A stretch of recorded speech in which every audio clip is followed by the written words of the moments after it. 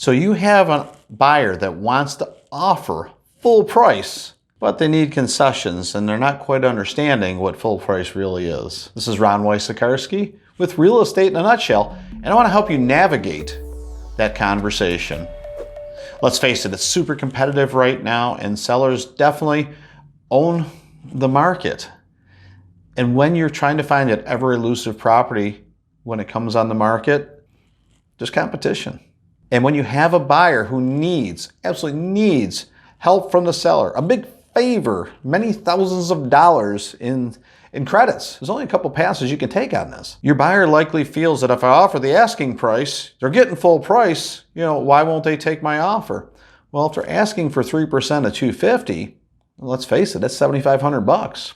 It's the same as an offer at $242,500. So to the seller, it doesn't feel like full price at all. And when we move the purchase price up, and let's say that we're offering $257,500 or $255,000, and we're asking for, let's use $255,000, and we're asking for $5,000 back, that will net to the $250,000, which is the listing price, and that is absolutely one way to do it. But keep in mind, if the buyer absolutely needs every penny of that $5,000, and the appraisal comes in light, this is a one-way street. If the seller does not drop the price $5,000, and by that means their net is going down to $245,000 instead of $250,000, you're asking the seller to lose $5,000 because of an appraisal. And the seller may very well feel like, hey, we did you guys the favor. Sure, I'll drop the price to $250,000. You drop your $5,000 in concessions. I still net my $250,000. That may not work. And we see an impasse on that. There's three ways to resolve that. There's one where the seller just wants to sell and drops the price and keeps the concessions in line to make the deal work. They can absolutely go the route of dropping the price and get rid of the concessions.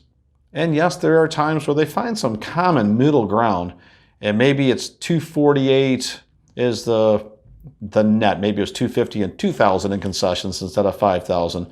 There's a number of ways to navigate this. There's one additional way, and that is to just use that appraisal price and bring $5,000 extra. Maybe there's a gift somewhere in the family that you weren't aware of. What if you kept the price of $255,000, the appraisal came in at $250,000, so they do their down payment based on $250,000, and they make up the other $5,000 by an additional $5,000 down payment. So if they were in the VA area, you're basically doing 100% finance plus $5,000, and they get a gift for $5,000. That deal still works. They can still get the concessions. If they're doing FHA, you would do the 3.5% times $250,000, and you would come up with that amount, which is going to be what, $8,000, $10,000. Add $5,000 to it. That deal still works. There's a lot of ways to massage the numbers, if you will, to make the deal work.